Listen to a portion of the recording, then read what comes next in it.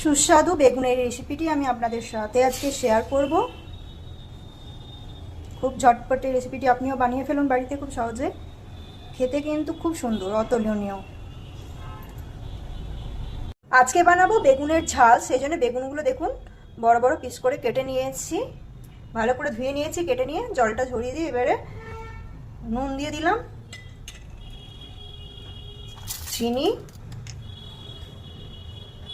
হলুদ গুঁড়ো, ভালো করে মিশিয়ে নিয়ে ভিজতে দেবো কিছুক্ষণ।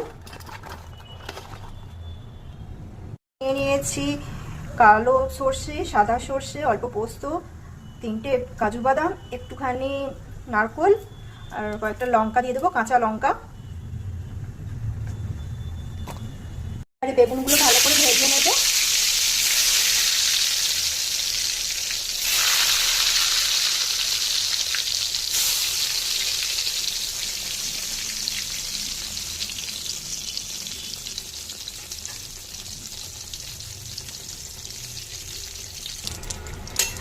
উল্টে দেবো বেগুনগুলোকে।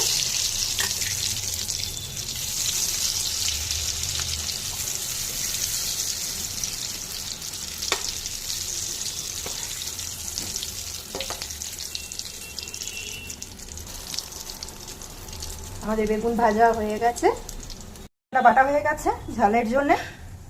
এবারে যে তেলটা বেগুন ভাজার পর বেঁচেছে ওই তেলেই আমি দিয়ে দেবো এই বাটাটা।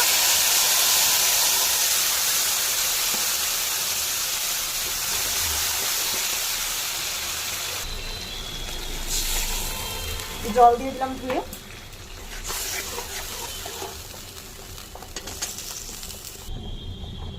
এবার একটু কাশ্মীরি লঙ্কা গুঁড়ো দিয়ে দেবো।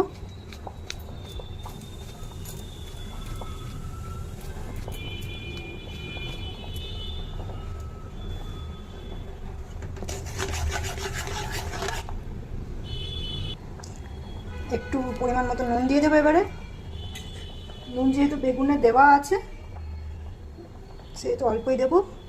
হলুদ গুঁড়ো দিয়ে দিলাম। এবার একটু চিনি দিয়ে দেবো স্বাদ আনার জন্যে। ভালো করে মিশিয়ে নেব।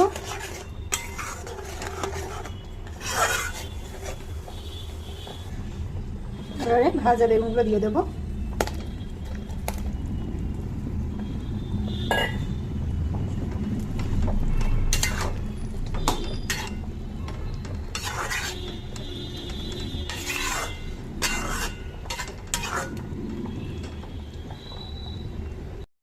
বেগুনের ঝাল তৈরি।